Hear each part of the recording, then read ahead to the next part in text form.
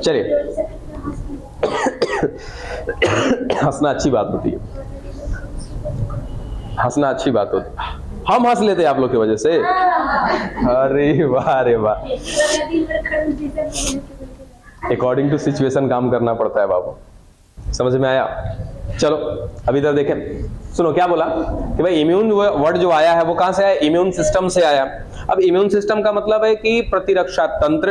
अब प्रतिरक्षा तंत्र क्या है, हमारे शरीर में मिल रहा है एक प्रतिरक्षा तंत्र, वो करता क्या है, तो चाहे किसी भी तरीके से किसी भी चीज का आघात आपके शरीर पर हो, चाहे वायरस हो, बैक्टीरिया हो, प्रोटोजोआ हो, कोई कवक हो, हमारे शरीर में प्रवेश कर सकता है। प्रवेश करेगा तो बहुत से माध्यम है प्रवेश करने के, वो किसी भी रास्ते से आपके शरीर में जाएगा तो आपके बॉडी में है आपका इम्यून सिस्टम, वो इम्यून सिस्टम पहले उसको खत्म करने की कोशिश करता है। अगर वो तगड़ा हुआ, ज्यादा घातक हुआ, जैसे कोई वायरस हुआ, कुछ भी, अगर वो ज्यादा आपके इम्यून सिस्टम को प्रभावित कर देगा तब आपकी तबीयत बिगड़ती है। ठीक है, पढ़ेंगे उस चीज को। दूसरा क्या वर्ड यूज किया है, डिफिशियंसी। डिफिशियंसी का मतलब होता है कमी हो जाना। ठीक है, किसमें कमी हो रहा है, इम्यून सिस्टम में कमी आ रहा है। ठीक है, उसके बाद एक वर्ड यूज किया क्या, सिंड्रोम। सिंड्रोम का मतलब होता है ना बहुत बड़ा घर, ठीक है, जिसका कोनो कोना आतरा ना दिखाई दे रहा हो, उसकी लंबाई चौड़ाई ना समझ में आ रही हो। अब इस बात को क्यों इस्तेमाल में लिया वो भी आएगा तो अंतिम में खत्म करेंगे। फिलहाल इसके बारे में बच्चे देखो, पहला चीज कि ये एक प्रकार का क्या है, विषाणु जनित रोग है। ठीक है, यानी कि कोई ना कोई विषाणु से होगा ये। कौन है वो विषाणु, HIV। ठीक है, अब इसका फुल फॉर्म क्या है, ह्यूमन इम्यूनो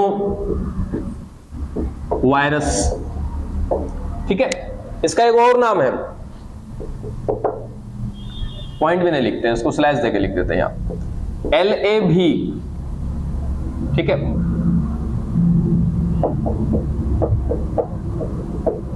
लिम्फेडिनो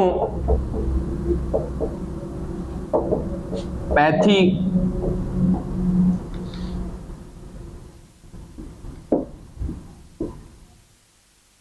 एसोसिएटेड वायरस।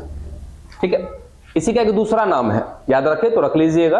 पहला HIV यानी कि ह्यूमन इम्यूनो वायरस, दूसरा LAV। LAV का मतलब क्या हुआ, लिम्फेडिनो पैथी एसोसिएटेड वायरस। डन, चलो यहां तक की बात क्लियर हो गई। दूसरा बात करें हम लोग कि ये जो रोग है या फिर ये सीधा सीधा ये जो वायरस है, ये वायरस हम तक पहुंचता कैसे। ठीक है, यानी कि मनुष्य को प्रभावित कर रहा है तो ये मनुष्य तक पहुंचेगा कैसे। ठीक है, इसका स्थानांतरण सीधा सीधा पूछते हैं कि भाई स्थानांतरित कैसे हो रहा है हम लोगों तक, ये कैसे पहुंच रहा है हम लोगों तक। तो सबसे पहला, असुरक्षित यौन संबंध से। अब असुरक्षित यौन संबंध का मतलब क्या होता है कि एक नर हो, एक मादा हो, यानी कि एक पुरुष हो, एक महिला हो, दोनों के बीच में कहीं ना कहीं कोई जान पहचान ना हो, कभी से कभी मिले ना हो। ठीक है, तो वो क्या हो गए, एक दूसरे के लिए असुरक्षित हो गए। ठीक है, और साथ में उन्होंने किसी प्रकार का प्रोटेक्शन का इस्तेमाल नहीं किया, जैसे कॉन्डम या फेमिडोम का इस्तेमाल नहीं किया, तो क्या हो जाएगा, दोनों के दोनों जननांग आपस में डायरेक्टली टच में आएंगे। अब टच में आएंगे तो हो सकता है कि कोई महिला, अगर वो महिला प्रभावित होगी तो पुरुष भी प्रभावित हो जाएगा, अब पुरुष प्रभावित होगा तो महिला प्रभावित हो जाएगी। इसको कहते हैं कि असुरक्षित यौन संबंध। दूसरा, सुई के द्वारा। अब सुई के द्वारा कहने का मतलब, हॉस्पिटल में कभी गए हो तो सुई लगाई जाती है हॉस्पिटल में। ठीक, कुछ ऐसे भी हैं कंपाउंडर या फिर कुछ नर्स जो एक ही सुई का 2 मरीज पर इस्तेमाल कर देते हैं। बात समझ में आ गई। तो क्या हुआ यहाँ पर कि एक मरीज को इस्तेमाल में लिया गया कोई इंजेक्शन, पहले तो ऐसा ही किया जाता था। ठीक है, स्टील की सुई आया करती थी, अब उसको डॉक्टर, आपको याद नहीं होगा, हम लोग के घर में पहले डॉक्टर जो बुलाए जाते थे ना, वो झोला छाप ही सही, लेकिन उस समय के बहुत बेस्ट वही थे। कोई भी समस्या होती थी 12 बजे रात को भी आदमी लेकर के आ जाते थे, तो आते थे तो सबसे पहले उनके लिए इधर डॉक्टर साहब को एक आदमी गया बुलाने के लिए, एक आदमी पानी गर्म करना चालू करता था। ठीक है, अब पानी गर्म किया जाता था वो कटोरे में, जब वो आएंगे तो अपना इंजेक्शन का जो नीडल होता है, सुई वाला भाग स्टील का रहता है, उसको निकाल के उसमें डाल देंगे और 2 बूंद उसमें डाल देंगे डिटॉल, और उसी में पहले गर्म होगा वो पानी, सुई वगैरह गर्म हो गया, फिर उसको निकालेंगे, उसी सुई का इस्तेमाल करेंगे, और जब इस्तेमाल हो जाएगा तो फिर उसी गर्म पानी में डाल के धो धा के फिर उसको रख लेंगे। ठीक है भाई, उस समय उतनी ज्यादा रोग नहीं थे, लेकिन उसी समय से ये कहीं ना कहीं बढ़ चुका है धीरे धीरे। तो अब उसी सुई का इस्तेमाल कर दिया, एक को उठाया, अब उस व्यक्ति को सुई दिया। हो सकता है कि उस व्यक्ति को एड्स हुआ हो, एड्स हुआ होगा तो उसके अंदर क्या मिलेगा, HIV वायरस मिलेगा। और जब इंजेक्शन लगाएंगे तो वो HIV वायरस कहाँ आ जाएगा, इंजेक्शन पे आ जाएगा। कितना भी धो लें डिटॉल से, संभव नहीं है कि आप उसको खत्म कर पाएंगे। और उसी इंजेक्शन को डाल दिया किसी दूसरे को, क्या उस व्यक्ति को भी HIV हो जाएगा क्या? ठीक है, दूसरा लक्षण कि दूसरे तरीके से कैसे जा सकता है। तीसरा, रक्त के स्थानांतरण के द्वारा, यानी कि किसी को ब्लड चढ़ाया जा रहा है, ठीक है, और उस ब्लड की जांच नहीं की अच्छे से। ऐसे ब्लड अगर देखो किसी को ब्लड देना होता है तो वो ब्लड जो ब्लड बैंक से लाया जाता है, उस ब्लड की पूरी रिपोर्ट होती है बाकायदा कि इस ब्लड में किसी प्रकार का कोई इंफेक्शन नहीं है। अगर मान लो कि जांच करने में मिस्टेक हो गया और उसमें अगर क्या मिल जाएगा, HIV वायरस, तो जिसको ब्लड चढ़ेगा उसको भी हो जाएगा ना HIV। ठीक है, इस तरीके से हो सकता है। और चौथा और अंतिम बिंदु, माता से शिशु को, यानी कि जो गर्भस्थ शिशु होगा, जो बच्चा गर्भ में पल रहा है और उसके मां को यदि एड्स है, HIV वायरस है उसके अंदर, तो हो सकता है कि उस माता से उस बच्चे को भी क्या हो जाए, एड्स हो जाए, या वो बच्चा HIV से संक्रमित हो जाए। ये सारे कुछ तरीके हैं, मतलब कि कब हम लोग इससे संक्रमित होते हैं। तो संक्रमित होने के लिए कुछ कारण है, अगर इन कारणों पे खरे उतरे तो संक्रमण तो फैलेगा ही फैलेगा। असुरक्षित यौन संबंध बनाना एड्स को बुलावा देगा, है ना। अगर आपने इसी वजह से कहीं ना कहीं रोगों का ना स्थानांतरण ज्यादा होने लगा, किससे, सुई की वजह से, तब जाकर के डिस्पोजल को लाया गया। डिस्पोजल मतलब जिसको यूज एंड थ्रो, ठीक है, एक बार यूज किया फिर उसको क्या करा, फेंक देना है, तो इसलिए फिर वो लाया गया, तब जाकर के कुछ रोग कंट्रोल में आए। उसके बाद रक्त स्थानांतरण में भी कुछ गड़बड़ी आने लगी, तो रक्त स्थानांतरण के जांच विधियों को और बढ़ा दिया गया। ठीक है, उसके बाद माता से शिशु में जाने के तो मेजर चांसेस बनते हैं। अब सवाल ये कि सर पता कैसे लगाएं, इसको डायग्नोस कैसे करें। ठीक है, डायग्नोस करना मतलब क्या होता है, पता लगाना, जांच करना। आखिर कुछ तो इसका जांच होता होगा ना, कि भाई किसी को एड्स है या फिर वो व्यक्ति HIV पॉजिटिव है या नेगेटिव है। पॉजिटिव है इन द सेंस कहने का मतलब कि वो चीज है, ठीक है, और नेगेटिव मतलब कि नहीं है। तो व्यक्ति पॉजिटिव है कि नेगेटिव है, उसकी डायग्नोस कैसे करेंगे, जांच कैसे करेंगे। तो याद रखना जो जांच कराया जाता है उस जांच का नाम है एलाइजा। ठीक है, इस एलाइजा का नाम होता है फुल फॉर्म एंजाइम, अरे सॉरी, एलाइजा बोला सही था, लिखने में गड़बड़ हो गया। एंजाइम लिंक्ड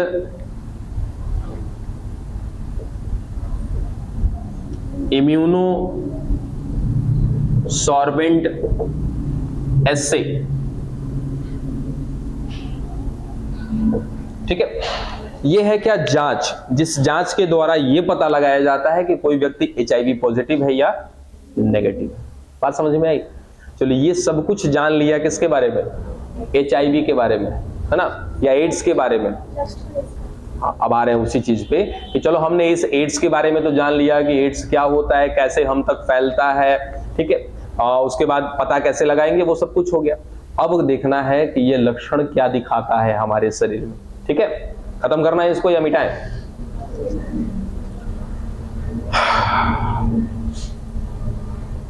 लिख रहे हो सब, लिख लो लिख लो लिखो, मना थोड़ी कर रहे हैं, लिखो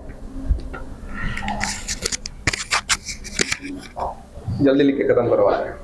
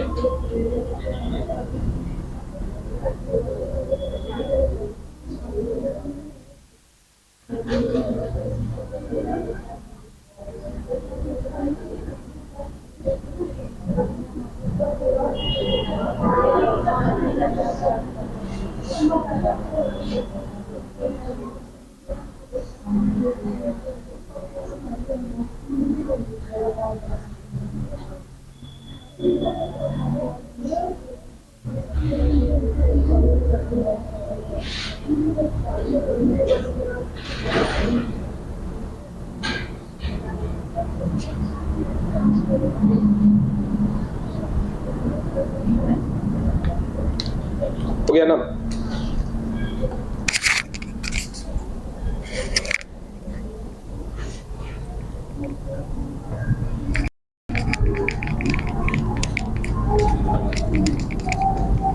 अच्छा, ये गड़बड़ी जाके कहां पे करने वाला है? शुरू में ही बताया ना कहां पे जाके गड़बड़ी करेगा ये वायरस? इम्यून सिस्टम पे। ठीक है, नाम में ही देखो आ रहा है ना, एक्वायर्ड इम्यूनो डेफिशिएंसी सिंड्रोम। ठीक है, यानी कि जो भी गड़बड़ी होने वाला है, किसमें गड़बड़ी होने वाला है? इम्यून सिस्टम में। तो सबसे पहले हम पढ़ने चलते हैं क्या? अपना इम्यून सिस्टम।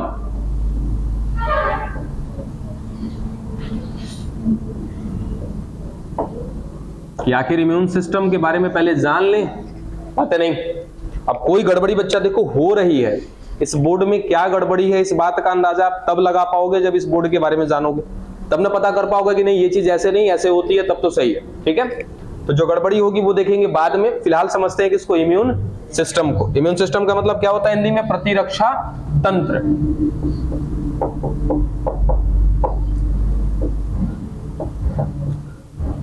चलो अब आगे शुरू करते हैं। अब ये प्रतिरक्षा तंत्र जो है ये बना किससे होता है, या इस प्रतिरक्षा तंत्र को चलाता कौन है? तो याद रखना कौन चलाता है बच्चा? WBC, श्वेत कणिकाएं कह लो, या तो फिर क्या कहते हैं? व्हाइट ब्लड सेल्स कहते हैं। ठीक है, एक चीज जरा देखो,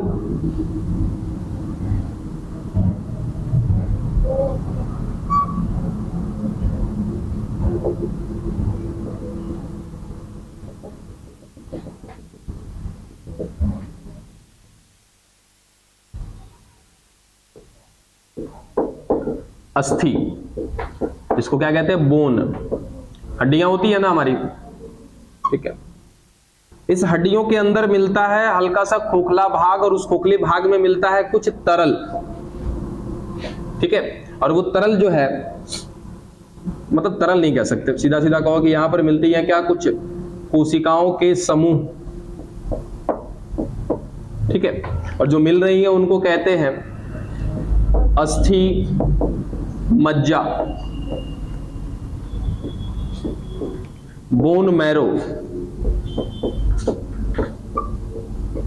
ठीक है, यानी कि जिन कोशिकाओं का समूह इस हड्डियों के बीच में मिल रहा है वो क्या कहलाता है? अस्थि मज्जा बोन मैरो।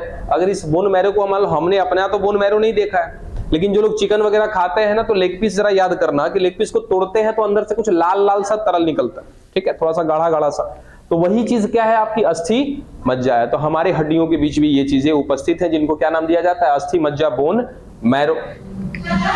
अब है तो इसका क्या होगा? कुछ कार्य होगा। ठीक है, किसका? अस्थि मज्जा का। तो इस अस्थि मज्जा का कार्य क्या होता है बच्चा? कि जितनी भी रक्त कणिकाएं हैं हमारे पास, चाहे वो WBC हो, RBC हो, है ना, प्लेटलेट्स हो, ये सारी चीजें बनती कहां पर है? अस्थि मज्जा के अंदर। अब फिलहाल हम किसकी बात कर रहे हैं? कि फिलहाल WBC की। तो याद रखना कि ये WBC भी कहीं ना कहीं इसी बोन मैरो के द्वारा बनाया गया होगा। ठीक है, तो WBC जो है ये बनता है कहां पर? अस्थि मज्जा में। डन है यहां तक, जिसको हम हिंदी में क्या कहते हैं? श्वेत रक्त कणिका। डन। आगे देखो,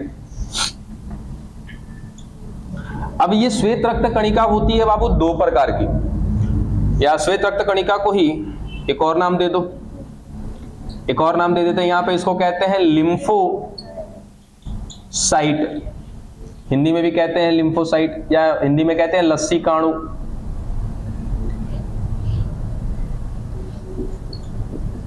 लस्सी काणु। ठीक है, चलो, यही वो WBC है जिसको हमने नाम दिया है क्या? लिम्फोसाइट, जिसको हिंदी में क्या कहते हैं? लस्सी काणु। अब ये लिम्फोसाइट जो होता है बच्चा, ये होता है दो टाइप का। सबसे पहले बी लिम्फोसाइट और दूसरा होता है टी लिम्फोसाइट। डन। ठीक है, फिर से जरा देखो क्या हुआ कि इस अस्थि के अंदर मिल रहा था अस्थि मज्जा। इस अस्थि मज्जा का कार्य क्या था? रक्त की कणिकाओं का निर्माण करना, और इसी में से एक हमारा WBC है। ये WBC भी कहां पर बनता है? इसी अस्थि मज्जा के अंदर बनता है। ये WBC को नाम दिया क्या हमने? लिम्फोसाइट। हिंदी में क्या बोला? लस्सी काणु।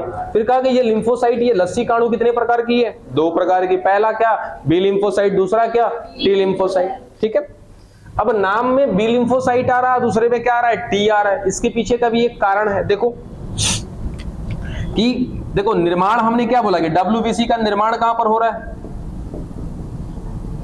अस्थि मज्जा में हो रहा है। ठीक है, उसी तरीके से अब WBC कितने टाइप का हमको दिखा? दो टाइप का। एक है बी लिम्फोसाइट, दूसरा है टी लिम्फोसाइट। तो ये दोनों प्रकार कहां पे बना होगा? इसी अस्थि मज्जा के अंदर बना होगा। तो दो चीजें होती है, पहला होता है निर्माण होना, दूसरा होता है परिपक्व होना। ठीक है, तो दोनों का दोनों टाइप बना है कहां? इसी के अंदर बी टाइप भी बना है और दूसरा टी टाइप भी बना है। अब बी टाइप का निर्माण कहां पे हुआ है? अस्थि मज्जा के अंदर। अब परिपक्वन भी कहां पे हुआ है? अस्थि मज्जा के अंदर। इसीलिए दोनों काम किस में हुआ? बोन मैरो के अंदर। तो बी से वर्ड हमने उठा लिया क्या? B lymphocyte. एक दूसरा जो इसका प्रकार है कौन सा? टी टाइप वाला है। ठीक है, तो टी टाइप वाला बना किस में है? बोन मैरो में। लेकिन ये परिपक्व हुआ है एक दूसरे स्थान पर जाकर के, जिसका नाम होता है थाइमस। थाइमस क्या है? ग्रंथि है। ठीक है, बना कहां पर? ये टी लिम्फोसाइट उसी अस्थि मज्जा में, लेकिन जब इसको तैयार होना था, परिपक्व होना था, तो ये परिपक्व अस्थि मज्जा में नहीं हुआ है, बोन मैरो में नहीं हुआ है। कहां पर जाके हुआ है? थाइमस में हुआ है। इसीलिए इसको नाम देते हैं क्या? T lymphocyte. डन। चल, ये परिपक्व हुआ है थाइमस में। अब आगे, ये जो बी लिम्फोसाइट है बच्चा, ये बी लिम्फोसाइट होता है दो प्रकार का। सबसे पहला मेमोरी बी सेल। ठीक है, और दूसरा प्लाज्मा बी सेल। ठीक है, यानी कि ये बी लिम्फोसाइट के भी कितने प्रकार हैं? दो प्रकार है, मेमोरी बी सेल और प्लाज्मा बी सेल। ये टी लिम्फोसाइट के चार प्रकार हैं। सबसे पहला TH, दूसरा TK, तीसरा TS और चौथा TM। ठीक है, H का मतलब होता है हेल्पर, K का मतलब होता है किलर, S का मतलब होता है सस्प्रेसर और M का मतलब होता है मेमोरी। ठीक है, हिंदी नाम बाद में देख लेंगे, बता देते हैं फिलहाल आपको। हेल्पर का मतलब सहायक, तो कहते हैं क्या? टी सहायक। किलर का मतलब होता है मारक, तो क्या कहते हैं? टी मारक। उसके बाद टी सस्प्रेसर, सस्प्रेसर का मतलब होता है संदमक, तो टी संदमक। मेमोरी का मतलब होता है स्मृति, तो टी स्मृति। सबके लास्ट में लगा देंगे कोशिका। ठीक है, बात समझ में आई यहां तक? क्या क्या चीजें हुआ फिर से जरा रिपीट कर रहे, फटाफट सुनो। ये WBC कहां पे बना था? बोन मैरो में। ठीक है, WBC के नाम को हमने बदला, क्या बोला? लिम्फोसाइट। है कितनी प्रकार की? दो, बी और टी। बी लिम्फोसाइट जो है बनी भी अस्थि मज्जा में है, परिपक्व भी अस्थि मज्जा में है, इसीलिए इसको क्या बोलते हैं? B lymphocyte. टी लिम्फोसाइट बना अस्थि मज्जा में है, लेकिन परिपक्व कहां पे हुआ है? थाइमस में, इसलिए इसको क्या नाम देते हैं? T lymphocyte. बी लिम्फोसाइट 2 प्रकार का, मेमोरी बी सेल और plasma B cell. T lymphocyte 4 प्रकार का, T helper, T killer, T suppressor, T memory. Done यहां तक। चलो थोड़ा जगह बनाते हैं अपने लिए।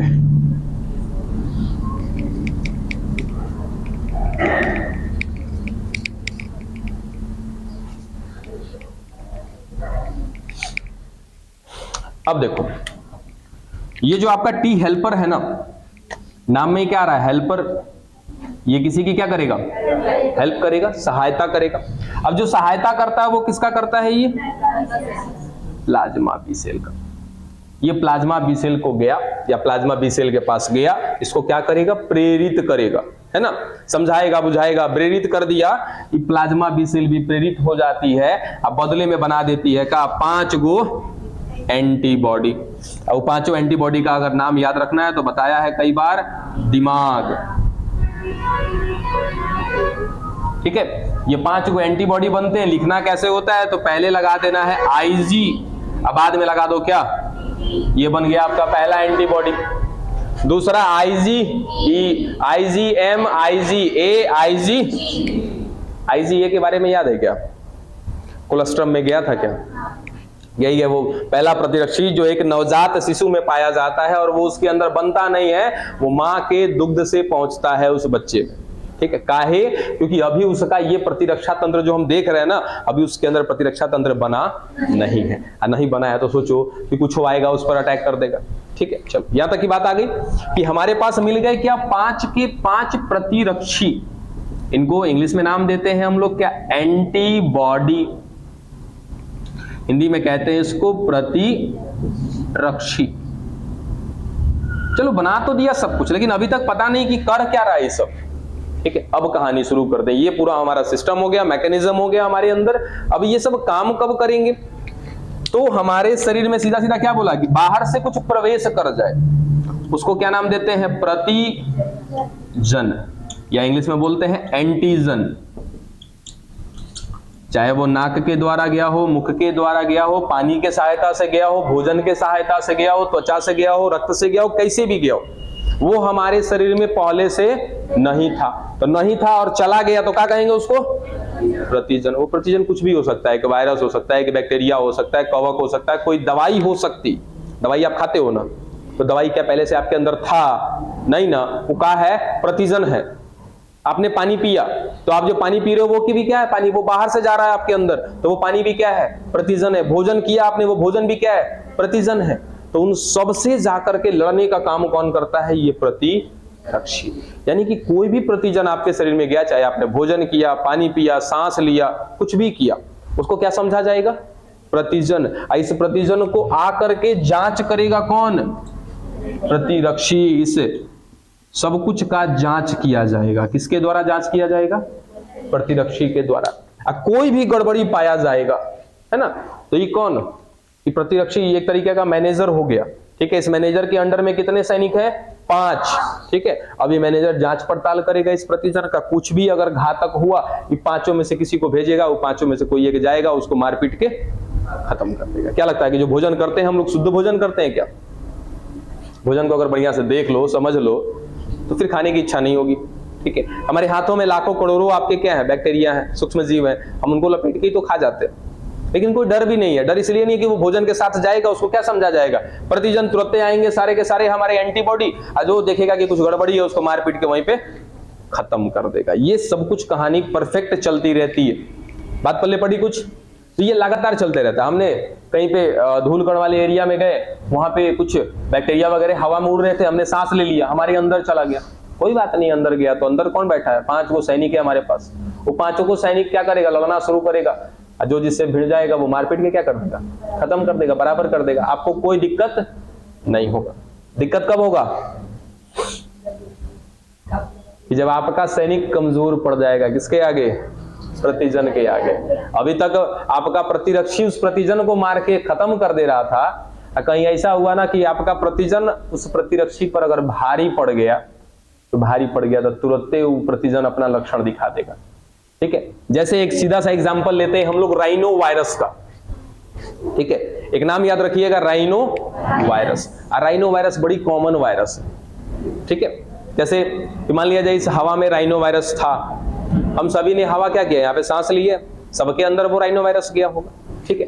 दिक्कत क्या करेगा कि जैसे ही राइनो वायरस आपके अंदर प्रवेश करेगा, उसको क्या समझा जाएगा, प्रतिजन। उस पर कौन कार्य करना शुरू करेगा, प्रतिरक्षी, मारने की कोशिश करेगा। लेकिन ज्यादातर केस में देखा गया है कि राइनो वायरस को मार नहीं पाता है हमारा एंटीबॉडी, ठीक है। तो मार नहीं पाएगा, अब क्या होगा, मारने की कोशिश बेचारा करता रहता है, लड़ता रहता है, लेकिन तुरंत नहीं मार पाता, आप ऐसा कह सकते हैं, क्योंकि क्या लगता है, कुछ समय लगता है। अच्छा, आपको याद है कि दूध आप गर्म करके पीते हो, जो भी पैकेट का दूध आता है या गाय भैंस का जो भी दूध आप घर पे मंगाते हो, उसको गर्म करके पीते, का है स्वाद के लिए, शुद्धता के लिए, है ना। जब हम गर्म करते हैं, खौलाते हैं, तो उसमें जितने भी सूक्ष्म जीव है उस सब के सब क्या हो जाएंगे, मर जाएंगे, तब हम जाके दूध पीते हैं, ठीक है। तो वैसे ही जब आपका एंटीबॉडी एंटीजन से लड़ेगा ना, जैसे हमारे अंदर हमने क्या बोला कि सबके अंदर चला गया है वो वायरस, कौन सा वायरस, राइनो वायरस। ये राइनो वायरस जाएगा तो अपना लक्षण दिखाना चालू करेगा, ठीक है। इसके लक्षण दिखाने को रोकेगा कौन, प्रतिरक्षी। यानी कि इसके अंदर क्या चल रहा है, मुठभेड़ चल रहा है, मारामारी चल रहा है, ठीक है। किसके किसके बीच, प्रतिरक्षी और प्रतिजन के बीच। इसी दौरान आपका बॉडी टेम्परेचर बढ़ जाता है, आपको बुखार लग जाता है। बात समझे, इतना दिमाग में रखना कि जब बुखार लगा है ना, इसका मतलब कि आपके अंदर मारामारी चल रहा है ना। किसके किसके बीच, प्रतिरक्षी और प्रतिजन के बीच। काहे मारामारी चल रहा है कि बड़ी चालाक है ना, इधर मारामारी भी कर रहा है, एक दिन आपका शरीर को गर्म करने लगता है धीरे धीरे। कारण कि शरीर गर्म होगा तो हमारे अंदर जो सूक्ष्म जीव प्रवेश किया है ना, वो मरेगा धीरे धीरे। इसका सीधा सा एग्जांपल है, जो आप दूध गर्म करते हो, दूध गर्म करते हैं ताकि जो उसमें सूक्ष्म जीव हो वो क्या हो जाए, मर जाए। तो वैसे ही हमारा एंटीबॉडी क्या करने लगता है, हमारे शरीर को थोड़ा सा टेम्परेचर देने लगता है, जिससे क्या होगा कि ये प्रतिजन थोड़े से अपने प्रभावों को कम दिखा पाएंगे, और जब प्रभाव कम दिखा पाएगा तो ये लड़ भी पाएगा बेचारा, ठीक है। अब मान लिया जाए कि क्या हो गया, फेल हो गया, क्योंकि क्या है, राइनो वायरस है। फेल नहीं हुआ मतलब कि थोड़ा सा टाइम लगता है इसको। राइनो वायरस का एक लक्षण होता है, सर्दी जुकाम तुरंत करा देगा। और सर्दी जुकाम राइनो वायरस की वजह से ना हुआ रहा, वो भी आपका नाक जो जाम हो जाता है ना, उन नाक जाम कराने के लिए भी जिम्मेदार है ये, ठीक है। तुरंत आपका नाक भी जाम कर देगा। यानी क्या काम कर रहा है, देखो इधर लड़ भी रहा है, लड़ने के साथ साथ क्या कर रहा है, आपका शरीर का तापमान भी बढ़ा दिया है, और दूसरा क्या करेगा, आपका नाक को जाम कर देगा। कारण कि राइनो वायरस ज्यादा से ज्यादा नाक से ही प्रवेश करता है, मुख से नहीं जाता है, ठीक है। तो नाक से यदि प्रवेश कर रहा है, रीजन मुख से नहीं जाने का, क्योंकि हम मुख से सांस नहीं लेते हैं, नाक से सांस लेते हैं, ठीक है। कभी कभार मुंह फाड़ देते हैं, वो अलग की बात है ना, लेकिन नॉर्मली हम क्या करते हैं, नाक से सांस लेते हैं। तो नाक से ही राइनो वायरस जाएगा, और नाक कर दिया जाएगा का जाम। जाम करने से क्या फायदा होगा कि राइनो वायरस कम से कम आपके अंदर पहुंचेगा। एक तो ऑलरेडी जाकर के भिड़ा हुआ है हमारे एंटीबॉडी के साथ, और अगर चला जाएगा तो मेरे एंटीबॉडी को कमजोर कर देगा कि नहीं कर देगा, ठीक है। इसलिए नाक क्या कर दिया गया, जाम, नाक में श्लेष्मा भर दिया गया है कि अब अंदर जाएगा भी तो राइनो वायरस कुछ हद तक उसी श्लेष्मा में फंस करके रह जाएगा। बात पल्ले पड़ी कि हमारा एंटीबॉडी काम कैसे करता है। अब चलो, कुछ भी हुआ हमारे अंदर, कोई बैक्टीरिया गया, कोई वायरस गया, सीधा सीधा लड़ना ये चालू कर देगा। और जब लड़ेगा तो उस समय दो तीन चीज आप फील करोगे, शरीर में थोड़ा सा दर्द होगा। दर्द इसलिए होगा क्योंकि शरीर का आपका तापमान क्या है, बढ़ा होगा, ठीक है। ये सिस्टम समझ में आ गया। हम पढ़ कर रहे थे एड्स किसकी वजह से हो रहा था, HIV वायरस की वजह से। वो HIV वायरस आएगा और हमारे इम्यून सिस्टम पे डायरेक्ट अटैक करता है। पता है कहां पे अटैक करेगा, हेल्पर सेल पे आएगा, हेल्पर सेल को मार पीट के खत्म कर देगा। यानी कि आपके शरीर में सब कुछ है, क्या क्या है, अस्थि मज्जा है, या फिर कहोगे अस्थि है, अस्थि के अंदर कोशिकाएं हैं जिसको आपने अस्थि मज्जा बोला था, ये भी है। उसके अंदर क्या बन रहा है, WBC बन रहा है, जिसको नाम दिया था लिम्फोसाइट या लसीकाणु, वो भी बन रहा है वहां पे। लिम्फोसाइट भी कितने प्रकार की बन रही है, 2 प्रकार की। एक बन रही है B टाइप वाली, दूसरी T टाइप वाली। B टाइप में दोनों की दोनों कोशिका उपस्थित है इसकी, मेमोरी बी सेल भी और प्लाज्मा बी सेल भी। लेकिन T वाले में से एगो गायब। कौन गायब हो गया, हेल्पर। कौन गायब किया इसको, HIV वायरस। यानी कि इसको मारा कौन आकर के, HIV वायरस ने काम खत्म कर दिया। अब जब सोचो कि हमारे शरीर में कौन अनुपस्थित हो गया, T हेल्पर सेल। बाकी सब कुछ तो ठीक है, जब T हेल्पर नहीं रहेगा तो ये प्लाज्मा बी सेल को प्रेरित कौन करेगा, कोई नहीं। और जब प्लाज्मा बी सेल को प्रेरित नहीं किया जाएगा तो क्या आपके अंदर ये जो 5 गो प्रतिरक्षी बना था, ये प्रतिरक्षी बनेगा? नहीं बनेगा। और जब प्रतिरक्षी नहीं बनेगा तो हम तो दिन भर में बहुत सारे प्रतिजन को अपने अंदर ढकेलते हैं जानबूझ के, चल भाई है चल, और उतनों से मन नहीं मानते तो ठेलों पे पहुंच जाते हैं। दिन भर में इतना प्रतिजन डाल रहे हैं अपने अंदर, उससे भी मन नहीं बढ़ता है तो 10 गो रुपया उल्टा पैसों देते हैं, प्रतिजन भी लेते हैं, पैसों देते हैं ओकरा, 10-20 गो रुपया दे भी दिया, अब प्लस दम भर प्रतिजन भी ले लिए। अब दिक्कत क्या होगा? ना तो हमारे अंदर टी हेल्पर सेल है और ना ही इस प्लाज्मा बी सेल को किसी ने प्रेरित किया। अब प्लाज्मा बी सेल प्रेरित नहीं है, मतलब कि हमारे अंदर किसकी कमी हो गई? एंटीबॉडी की। अब कौनो प्रतिजन जाएगा तो ये अपना असर दिखाना चालू करेगा, कारण कि लड़ने वाला इससे कोई भी नहीं है। अब दिक्कत जानते हो क्या होगा? मुझे सर्दी जुकाम हुआ, यानी कि सीधा सीधा मैंने क्या बोला, राइनो वायरस ने मेरे ऊपर क्या कर दिया? आक्रमण कर दिया। मेरा सर्दी जुकाम कभी ठीक नहीं होगा। कारण ठीक तो तब होगा कि जब 4-5 दिन कंटिन्यूअस मेरा प्रतिरक्षी उससे लड़ेगा। ठीक है, लगभग देखना सर्दी जुकाम जो होता है ना 4 से 5 दिन के आसपास तक रहता है।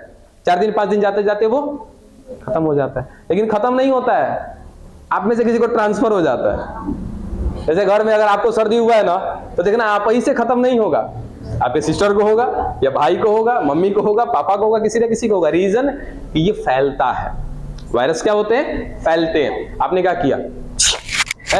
मैकवा जाएगा कहा, ठीक है। अब उसी तरीके से मार्कर, सपोज मैंने मार्कर पकड़ा या गिलास घर में पकड़ लिया, उस गिलास को इस्तेमाल में लिया मम्मी ने, अब मम्मी के द्वारा कहीं ना कहीं हाथों के द्वारा वो क्या चला जाएगा? अंदर चला जाएगा। और माता जी का यदि एंटीबॉडी बढ़िया से काम किया तब तो माता जी को कुछ ना हो, एक ही बार में खत्म कर देगा उनका एंटीबॉडी। नहीं अगर 4-5 दिन लड़ना चालू किया तो माता जी भी बेड पे नाक अपना रगड़ते हुए, ठीक है ना। तो ये स्थिति होती है। अब दिक्कत क्या हुआ? अब क्या हो गया है? एड्स, मतलब कि उस व्यक्ति के अंदर क्या चला गया? HIV वायरस, वो जा करके मार दिया, इधर काम खत्म कर दिया, प्रतिरक्षी कुछ नहीं है। राइनो वायरस आएगा, रह जाएगा इसको घर समझ के, क्योंकि इस घर से भगाने वाला आप कोई नहीं है। आपके अंदर घाव हुआ किसी प्रकार का, उस घाव में और जीवाणु उत्पन्न हो रहे हैं और इन्फेक्शन बढ़ रहा है, उस इन्फेक्शन को खत्म करने वाला कोई नहीं, वो भी रह जाएगा उसी में। यानी कि जितनी बीमारियां होती जाएंगी, पता चला कि जैसे कुछ भी क्या ज्वाइंटिस हो गया सपोज, तो ज्वाइंटिस हो गया तो ज्वाइंटिस को भी क्या करता है? शरीर आपका लड़ता है उस ज्वाइंटिस से भी। शरीर में कौन लड़ रहा है? प्रतिरक्षी। लड़ने वाला तो है नहीं, अब नहीं है तो वो ज्वाइंटिस भी आपके अंदर रह जाएगा। धीरे धीरे धीरे धीरे एक ऐसी स्थिति आ जाएगी, आप बन जाएंगे रोगों के घर। यानी कि आपका शरीर एक ऐसा घर हो जाएगा जिसमें असीमित क्या मिलेंगे? रोग। और अभी लास्ट में क्या बोला था? सिंड्रोम का मतलब कि जिसका कोनो कोना आतरा ना हो, कोई लंबाई चौड़ाई ना हो, कोई गिनती ना हो, ऐसे ही आपके शरीर में रोग बढ़ते जाएंगे, बढ़ते जाएंगे, बढ़ते जाएंगे, और एक समय ऐसा आएगा ते बोल देंगे। ठीक है, कितने दिन तक? अच्छा देखो, कितने दिन से याद आया एक बात। मान लो कि एक व्यक्ति है, उसके अंदर आज HIV वायरस प्रवेश किया, लेकिन कोई जरूरी नहीं है कि काले अपना असर दिखाएगा। 10 दिन लग सकता है, 20 दिन लग सकता है, 1 महीना लग सकता है, 1 साल लग सकता है, 10-20 साल भी लग सकता है। इसके लक्षण दिखाने की भी कोई गारंटी नहीं। बात समझ में आई? कोई गारंटी नहीं है। Everything is depend upon our antibody. हमने क्या बोला कि यहाँ पर राइनो वायरस है तो कोई जरूरी नहीं है कि सबको सर्दी हो जाएगा। मुझे हुआ, इट मींस कि कोई जरूरी नहीं कि मेरे घर में मेरी माँ को भी हो जाए। हो सकता है कि उनका एंटीबॉडी की जो क्षमता है वो मुझसे क्या हो?